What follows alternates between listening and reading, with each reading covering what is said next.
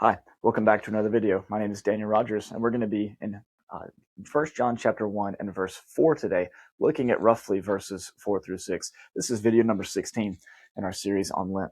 Let's take a look at verse 4. Everyone who commits sin is guilty of lawlessness. Sin is lawlessness. You know that he was revealed to take away sins, and in him there is no sin.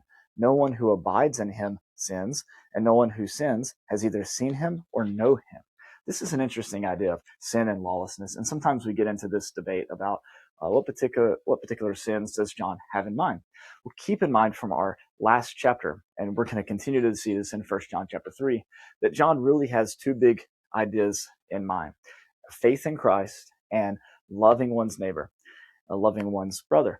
And so if we understand sin as a failure to believe in Jesus as the Messiah, or a failure to love one's brother, we can really see what John is getting at here. When it comes to believing in Jesus as Messiah, we have to understand the political implications of this in the first century.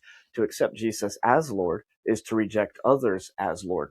And so to accept Jesus as Lord of all would be to say that Caesar is not Lord of all. Or to accept Jesus as the Christ, the Anointed One, the Messiah, the King of Israel, would be to reject any zealot claim to the throne of David. And so to accept Jesus as Messiah and to claim that he's the Son of God had radical political implications in the environment of their day. And so here he says that everyone whoever commits sin is guilty of lawlessness. Back in Matthew chapter 24, he talked about how the love of many would grow cold, but lawlessness would abound. This time when kings would rise against kings and nation against nation, there would be wars and rumors of wars.